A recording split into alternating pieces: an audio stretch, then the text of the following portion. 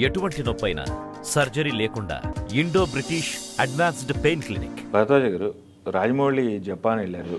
జపాన్లో SSMB29 సంబంధించి ఒక అప్డేట్ ఇచ్చారు. అవును, అది ఇప్పుడు హ్యాష్ట్యాగ్ కూడా ట్రెండింగ్లో ఉంది.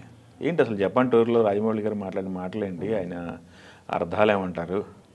అంటే మహేష్ బాబు అని ఒక నటుడు ఉన్నాడు అన్న పద్ధతిలో ఒక ఇంట్రడక్టరీ ప్రోగ్రామ్ చేశాడు ఆయన అక్కడ.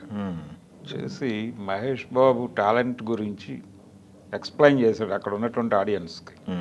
అంటే RRR ద్వారా మీకు ఎన్టీఆర్ అనేటువంటి తెలుగు నటుడు పరిచయం అయ్యాడు, అలాగే రామ్ చరణ్ అనేటువంటి ఒక తెలుగు నటుడు పరిచయం అయ్యాడు. ఇంతకంటే టాలెంటెడ్ ఆర్టిస్ట్ని మీ ముందుకు తీసుకురాబోతున్నాను నేను అన్న లెవెల్లో చెప్పాడు ఆయన. చెప్పి మహేష్ బాబుని జపాన్ మార్కెట్కి పరిచయం చేసే ప్రోగ్రాం అది. రాజమౌళి గారు మార్కెటింగ్ వ్యూహకర్త. యాక్చువల్గా ఆయన మార్కెట్ మౌళి అని పిలవచ్చు. మార్కెటింగ్ అనే దాని మీద చాలా ప్రధానమైన దృష్టి ఉంటుంది ఆయన. స్క్రిప్ట్ దశ నుంచి ప్రతిదీ ఆ కోణంలో చూస్తాడు ఆయన. సినిమా సక్సెస్ అవటం మాత్రమే కాదు, ఆ ప్రాజెక్టు ఎంత ప్రాఫిటబుల్గా మార్చగలం అన్న పద్ధతిలో ప్రతి మాట ప్రతిదీ ఆచితూచి వ్యవహరిస్తాడు ఆయన. ఆస్కార్ డిజైనింగ్ ఆయన చేసినటువంటి పద్ధతి చూసి మొత్తం అందరూ అవాక్కైన సందర్భం మనం చూసాం ఈ మధ్య RRRకి. అవును, అంటే అసలు ఆ ఏరియాలో ఎలా మనం వెళ్ళాలి, అక్కడ దాన్ని ఎలా నడపాలి, లైజానింగ్ ఎలాగా, దీనికి సంబంధించినటువంటి వ్యూహ రచన ఆయన ప్రాథమిక దశలోనే చేస్తాడు. అందుకే ఎక్కువ టైం తీసుకుంటాడు ఆయన. స్క్రిప్ట్ అంటే ఒక కథ అనుకుని ఒక పాయింట్ మీద వెళ్ళిపోవడం కాకుండా చాలా డీటెయిల్స్ వర్కౌట్ చేయిస్తాడు. ఇవన్నీ సినిమాలు చూపిస్తాడా లేదా, తెర మీదకి వస్తాయా లేదా అనేది వేరే గొడవ. కానీ ప్రతిదీ మన దగ్గర అవైలబుల్గా ఉంటే అప్పుడు మాత్రమే మనం ఈ ప్రాజెక్టుని హ్యాండిల్ చేయగలం అనే ఒక నమ్మకంతో పనిచేస్తాడు ఆయన. అందుకని దీనికి సంబంధించి నిర్మాణానికంటే ముందే చాలా శ్రమ పడుతున్నారు వాళ్ళు. రెండవది, ఇది వరల్డ్ మార్కెట్ని ఏం చేస్తున్నటువంటి సినిమా. RRR అనేది పాన్ ఇండియా మార్కెట్, తర్వాత ప్రపంచ మార్కెట్కి ప్రమోట్ చేశారు. RRR ద్వారా ఆయనకి ప్రపంచ మార్కెట్ వచ్చింది, ప్రపంచవ్యాప్త గుర్తింపు వచ్చింది. ఈ గుర్తింపుని పెట్టుబడిగా పెట్టి సినిమా డిజైన్ చేస్తున్నాడు ఆయన. దీనికి సంబంధించిన కథ కూడా అదే సెలెక్ట్ చేసుకున్నాడు. అమెజాన్ ఫారెస్ట్ నేపథ్యంలో ఉంటుంది కథ అనేది ఆల్రెడీ లీక్ అయింది. ఆ ఏరియాలో మహేష్ బాబుతో ఒక ఫారెస్ట్ బ్యాక్డ్రాప్లో జరిగే క్రైమ్ థ్రిల్లర్ అని చెప్పాడు ఆయన. ఈ తరహా సబ్జెక్టులకి అక్కడ ఆడియన్స్ ఉన్నారు ప్రపంచవ్యాప్తంగా. అలాగే దేశీయంగా కూడా ఆడియన్స్ ఉన్నారు. దానికి హిందీ బెల్ట్లో యాక్షన్ సినిమాలకి ఒక ప్రత్యేకమైనటువంటి గుర్తింపు ఉంది. అదే మనకి ప్రభాస్ సాహో సినిమాకి ఇక్కడ డబ్బులు రాకపోయినా హిందీ బెల్ట్లో బాగా డబ్బులు రావడానికి కారణం అదే. ఆ జానర్ మీద వర్కౌట్ అవుతుంది. అందుకని అక్కడ రాజమౌళి కసరత్తు చేస్తున్నాడు. దీనిలో భాగంగా దీన్ని అన్ని మార్కెట్లలోకి పంపు చేసేటువంటి ఆలోచన.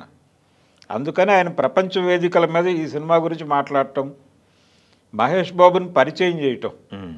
తను ఆల్రెడీ పరిచయం, తన టెక్నీషియన్స్ పరిచయం, కీరవాణి గారి పరిచయం, కొత్తగా పరిచయం చేయవలసింది మహేష్ బాబుని.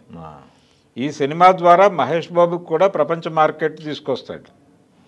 ఈ క్రమంలో నెమ్మదిగా 3 హీరోలు ఆల్రెడీ ప్రపంచ మార్కెట్కి వెళ్ళారు. ఇప్పుడు 4 ప్రభాస్తో కలిపి. రాజమౌళి పాత ప్రాజెక్టులు కూడా చూస్తున్నారు ఇప్పుడు ఇంటర్నెట్లో సెర్చ్ చేసి. తద్వారా ఆయన మొత్తం తను ఏ హీరోలతో అయితే పనిచేశాడో వాళ్ళందరినీ మార్కెట్కి పరిచయం చేస్తున్నాడు. మార్కెట్టే సర్వము అనేటువంటి అభిప్రాయంతో ఉన్నాడు ఆయన. రెవెన్యూసే మాట్లాడాలి, మనం మాట్లాడటం కాదు అని. ఆ రెవెన్యూ రావాలంటే సినిమా అనేది ఎంత భారీగా తీస్తాము అనే దానికంటే కూడా రిటర్న్స్ ఏ మేరకు ఉంటాయి ఆ సినిమాకి, ఏ మేరకు రిటర్న్స్ డిజైన్ చేయాలి. ఆ రిటర్న్స్ డిజైన్ చేసిన తర్వాత కాన్ఫిడెంట్గా ఇక్కడ బడ్జెట్ పెట్టచ్చు. ప్రస్తుతం దానికి మార్కెట్ క్రియేట్ చేసే పనిలో ఉన్నాడు ఆయన. అందుకని జపాన్లో ఓపెన్ అయ్యాడు. జపాన్లో మాత్రమే కాదు, జపాన్ ఓపెనింగ్ మాత్రమే అనుకుంటున్నాను నేను. ఇది సెట్స్ మీదకి వెళ్ళేలోపు ఇంకో 2-3 ఏరియాల్లో ఆయన ఓపెన్ అవుతాడు. ఓపెన్ అయ్యి దీన్ని ప్రమోట్ చేస్తాడు. ముందు దీనికి సంబంధించిన ఒక బజ్ క్రియేట్ అయ్యాక అప్పుడు సెట్స్లోకి వెళ్తాడు. ఈ సినిమా ప్రొడక్షన్ జరిగినంత కాలం దీన్ని ప్రపంచవ్యాప్తంగా వివిధ ప్రాంతాల్లో ప్రమోట్ చేసే ప్రయత్నం చేస్తాడు ఆయన రకరకాల పద్ధతుల్లో. ఈ మార్కెట్ వ్యూహాన్ని చూసే వాళ్ళు హాలీవుడ్ వాళ్ళు కూడా ఆశ్చర్యపడ్డారు. ఇప్పటివరకు ప్రాంతీయ సినిమాగా ఉంది ఇది తెలుగు అనేది. ఈ ప్రాంతీయ సినిమాని ప్రపంచ సినిమా స్థాయికి తీసుకెళ్ళాడు ఆయన. ఈ ప్రపంచ స్థాయికి తీసుకువెళ్ళటానికి అనుసరించాల్సిన పద్ధతులు ఏంటనేది ఒక బైబిల్ రాశాడు. ఆ బైబిల్ ఇప్పుడు అందరూ చదువుతున్నారు, అందరూ ఫాలో అవుతున్నారు. ఇప్పుడు ఆయన ఈ సినిమా ద్వారా మొదటిసారి స్ట్రైట్గా ప్రపంచ మార్కెట్లోకి వెళ్తున్నాడు. ఈ సినిమా తర్వాత ఆయన నెక్స్ట్ ప్రొడక్షన్ హాలీవుడ్ కంపెనీతో ఉండబోతోందని కదా ప్రచారం. అవును, అది ఏం తీస్తాడు అనేది తర్వాత గొడవ. మహాభారతం తీయబోతున్నాడని కూడా ఒక ప్రచారం జరిగింది, కానీ అది కాకపోవచ్చు. దానికంటే ముందు ఆయన తన మార్కెట్ స్థిరీకరించుకుని ఒక హాలీవుడ్ వెంచర్ అయితే చేస్తాడు. దానికి గ్రౌండ్ ప్రిపరేషనే ఈ సినిమా. అందుకని మహేష్ బాబు సినిమాని చాలా సీరియస్గా తీసుకున్నాడు ఆయన. సీరియస్గా తీసుకుని దాని విస్తృత ప్రచారం ప్రపంచ వేదికల మీద కల్పించే ప్రయత్నం చేస్తున్నాడు. దీనికోసం మహేష్ బాబు కూడా డెడికేటెడ్గానే వెయిట్ చేస్తున్నాడు. అవును, మధ్యలో ఇంకొక సినిమా చేసేంత టైం ఉండొచ్చు ఆయనకి. గుంటూరు కారం ఆ గ్యాప్లో చేసిన సినిమానే కదా. ఆ అనౌన్స్మెంట్ వచ్చాక మొదలై రిలీజ్ అయిపోయింది. అది ఇంకా టైం పట్టేలా ఉంది. ఇది ఈ గ్యాప్లో ఇంకో సినిమా చేసే అవకాశం ఉన్నప్పటికీ ఈ ప్రాజెక్ట్ కోసం ఆయన తనని తాను మౌల్డ్ చేసుకుంటున్నాడు ఆ క్యారెక్టర్కి అనే ప్రచారం కూడా జరిగింది. అవును, మహేష్ బాబుకి ఆ క్యారెక్టర్ని పూర్తిగా అర్థం చేయించే ప్రయత్నం జరుగుతోంది అని, ఆ డిజైనింగ్ జరుగుతోంది అని. కాబట్టి ఇది డెడికేటెడ్ ప్రాజెక్టే, అంకిత భావంతో పనిచేస్తున్నారు అందరూ. దీని ద్వారా తన భవిష్యత్తు కార్యాచరణకు ఒక మార్కెట్ స్థిరీకరణ జరుపుకోవడం కోసం యుద్ధం చేస్తున్నాడు ఆయన. అందులో భాగంగానే జపాన్లో ఓపెన్ అయ్యాడు. జపాన్ ప్రారంభం మాత్రమే. ట్రిబుల్-ఆర్కి ఏ మార్కెట్ల నుంచి భారీ రెవెన్యూస్ వచ్చాయో అక్కడల్లా ఆయన ఓపెన్ అవుతాడు ఇప్పుడు ఏదో పద్ధతిలో.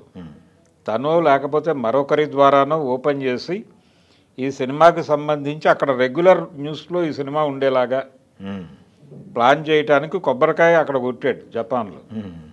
కాబట్టి ఇది మహేష్ బాబు సినిమాకి సంబంధించి శుభ పరిణామంగానే చూడాలి.